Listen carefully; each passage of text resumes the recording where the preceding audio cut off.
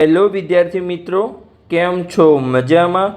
તો train your brain ચેનલમાં તમારું સ્વાગત છે. તો આ વિડીયોમાં આપણે કયા ટોપિકની વાત કરવાના છીએ? તો મુખ્યત્વે આપણે 3 ટોપિકની વાત કરવાના છીએ. સૌપ્રથમ તો પહેલો ટોપિક છે, એમાં આપણે એ માહિતી જોવાના છીએ કે MBBS અને BDSમાં જે પ્રથમ રાઉન્ડનું પરિણામ આવી ગયું હતું, પછી રિપોર્ટિંગ માટે સમય આપવામાં આવ્યો હતો, એટલે કે ફી જમા કરાવી અને ડોક્યુમેન્ટ જમા કરાવ્યા. તો પ્રથમ રાઉન્ડના પરિણામ બાદ રિપોર્ટિંગ બાદ કેટલા વિદ્યાર્થીઓ રિપોર્ટિંગ કરાવ્યું નથી, એટલે કે નોન રિપોર્ટેડ સીટ, અને કેટલી સીટ ખાલી છે. હવે ઘણા વિદ્યાર્થીઓ કહેશે કે ખાલી સીટ કેવી રીતે, કેમ કે પ્રથમ રાઉન્ડમાં તો દરેક સીટ પર એડમિશન આપવામાં આવે છે.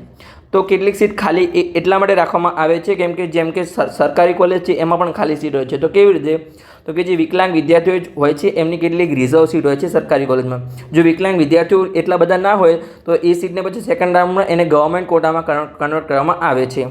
અને પછી જીમસ કોલેજ અને પ્રાઇવેટ કોલેજમાં કેટલીક કોલેજમાં NRI કોટાની સીટ છે, એટલે કે બધી જીમસ કોલેજમાં NRI કોટાની સીટ છે અને પ્રાઇવેટમાં 4 કોલેજમાં NRI કોટાની સીટ છે. તો એ સીટ ખાલી રહે તો એને સેકન્ડ રાઉન્ડમાં મેનેજમેન્ટ કોટામાં કન્વર્ટ કરવામાં આવશે. તો એની સંપૂર્ણ માહિતી આપવામાં આવી છે કે કેટલી નોન રિપોર્ટેડ સીટ છે અને કેટલી વેકન્ટ, એટલે કે ખાલી સીટ છે. આપણે સંપૂર્ણ માહિતી મેળવીશું, કેટલી સીટ છે, કઈ કોલેજમાં છે, આપણે સંપૂર્ણ માહિતી મેળવવાના છીએ. અને આ જે માહિતી છે એ ગુજરાતની મેડિકલની વેબસાઇટ પર ઉપલબ્ધ છે, ત્યાંથી મેળવવામાં આવી છે. એટલે કે આ માહિતી સાચી છે, આમાં કોઈ ખોટી કે કોઈ અફવા નથી. પછી આપણે આજના વિડીયોનો બીજો ટોપિક છે કે MBBS અને BDSનો બીજો રાઉન્ડ ક્યારે આવશે.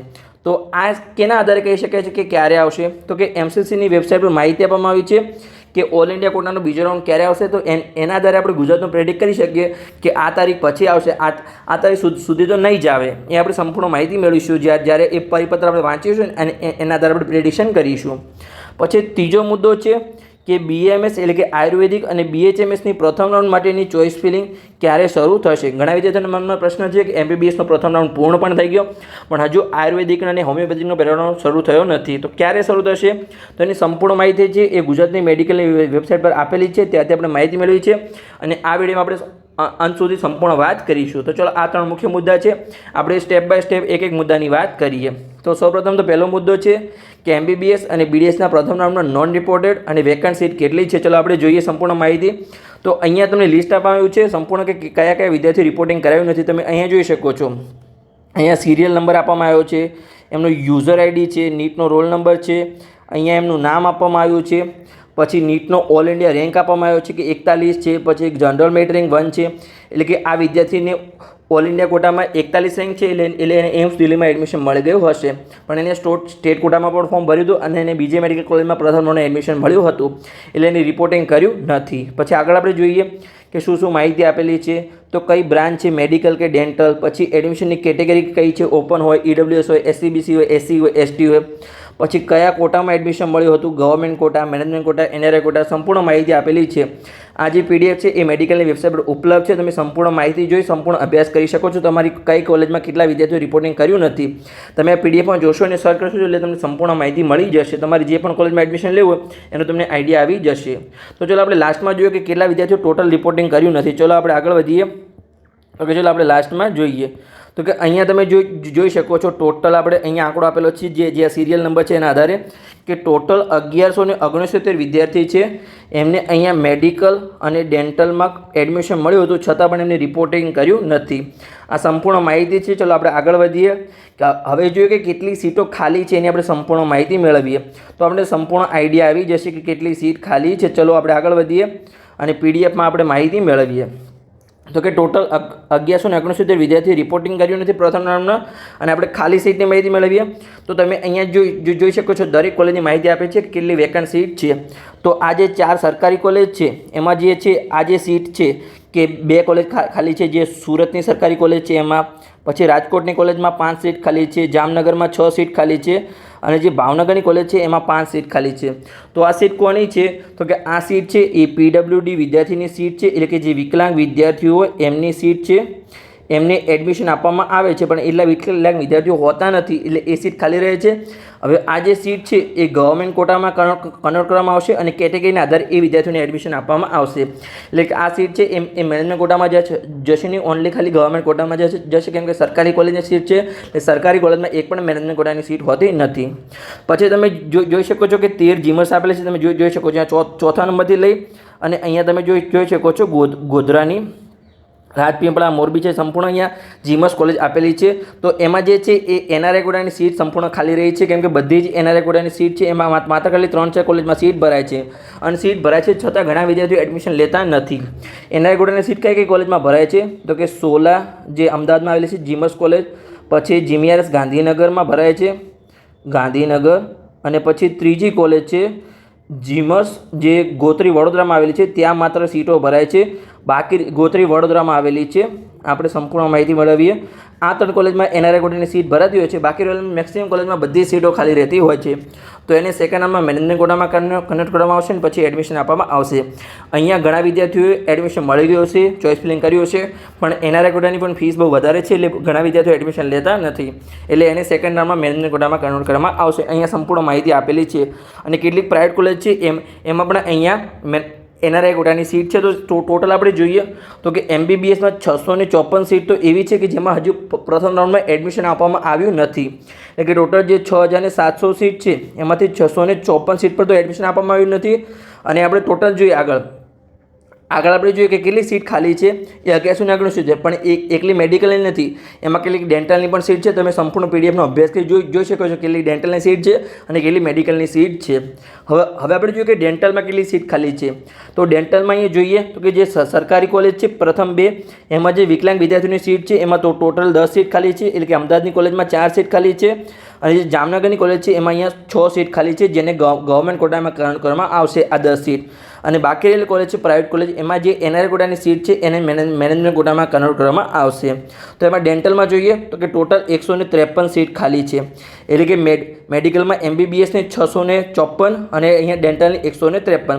તો આપણે સરળ કરીએ તો ટોટલ સંપૂર્ણ અહીંયા માહિતી આપેલી છે કે ટોટલ 807 સીટ ખાલી છે. ચલો આપણે આગળ પણ મેળવીએ. આગળ સંપૂર્ણ માહિતી આપેલી છે કે મેડિકલમાં જે ગવર્મેન્ટ કોટાની 18 સીટ, પછી જે એનઆરઆઈ કોટા છે એની 634 સીટ, એટલે કે ટોટલ અહીંયા 654 સીટ ખાલી છે. પછી આગળ આપણે જોઈએ તો કે ડેન્ટલમાં ગવર્મેન્ટ કોટાની 10 સીટ, એનઆરઆઈ કોટાની 143 સીટ, એટલે કે ટોટલ આપણે અહીંયા 153 સીટ ખાલી છે. તો ટોટલ આપણે જોઈએ તો કે મેડિકલ અને ડેન્ટલની તો ગવર્મેન્ટ કોટાની 28 સીટ, એનઆરઆઈ કોટાની 779 સીટ અને ટોટલ 860 સીટ ખાલી છે. અહીંયા સંપૂર્ણ માહિતી આપેલી છે મેડિકલ, ડેન્ટલ અને ટોટલ તમે અહીંયા જોઈ શકો છો.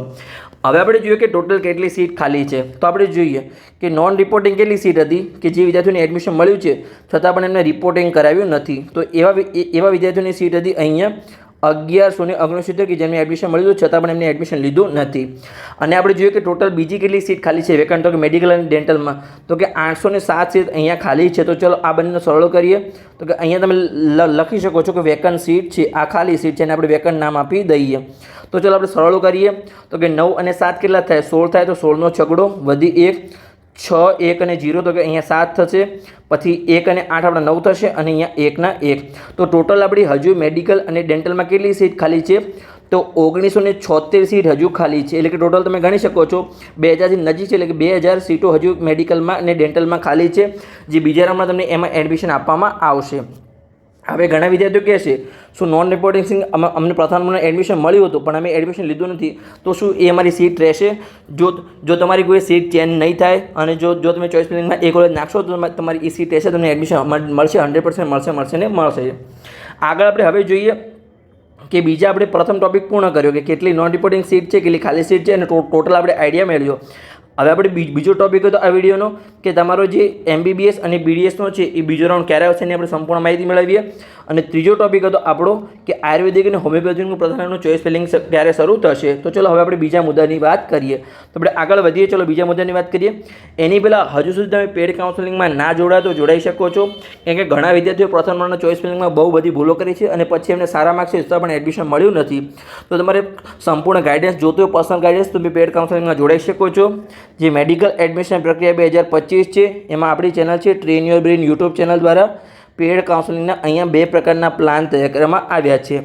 જે મેડિકલના 4 કોર્સ માટે લાગુ પડશે, એટલે કે MBBS હોય, BDS હોય, BMS હોય કે BHMS હોય, 4 કોર્સ માટે લાગુ પડશે.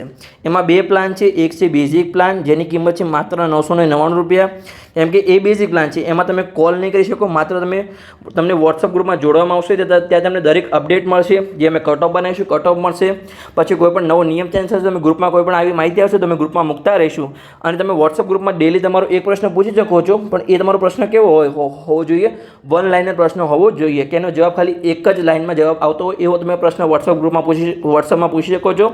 એ પ્લાન એ બેઝિક પ્લાન છે. એમાં ઘણા વિદ્યાર્થીઓનું એવું હતું કે અમે પ્રશ્ન પૂછી શકીએ તો કે હા આ નવું ચેન્જ કરવામાં આવ્યું છે કે તમે એક પ્રશ્ન પૂછી શકો છો.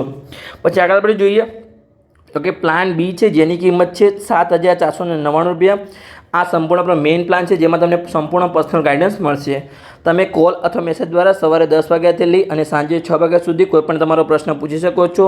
પછી ગુજરાતની મેડિકલ એડમિશન પ્રક્રિયામાં તમને પૂરો સપોર્ટ મળશે, એટલે કે તમને ચોઇસ ફિલિંગમાં તમને ખાસ ઘણા વિદ્યાર્થીઓ ઘણી બધી ભૂલો કરી ચોઇસ ફિલિંગમાં, એમાં તમને પૂરો સપોર્ટ મળશે.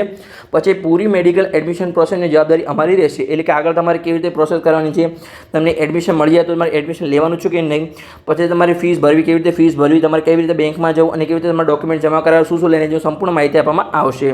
અને તમે વોટ્સઅપ ગ્રુપમાં જોઈન કરવામાં આવશે, છતાં પણ તમારો કોઈ પ્રશ્ન હોય તમે ગમે ત્યારે પૂછી શકો છો. પછી એડમિશન મળી જાય પછી તમને સંપૂર્ણ શિષ્યવૃત્તિની માહિતી મળશે કે કઈ કઈ શિષ્યવૃત્તિ તમને મળી શકે છે.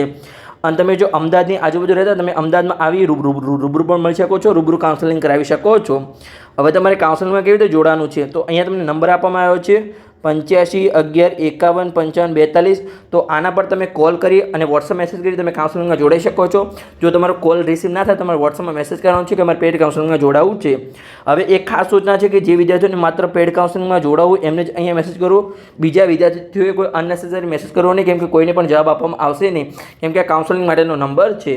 હવે આગળ આપણે જોઈએ કે MBBS અને BDSનો બીજો રાઉન્ડ ક્યારે આવશે. તો અહીંયા જો જે MCC છે એટલે કે મેડિકલ કાઉન્સેલિંગ કમિટી, જેના દ્વારા ઓલ ઇન્ડિયા કોટાનું MBBS અને BDSનું એડમિશન પ્રક્રિયા થાય છે, એના દ્વારા અહીં એક નોટિસ જાહેર કરવામાં આવી છે.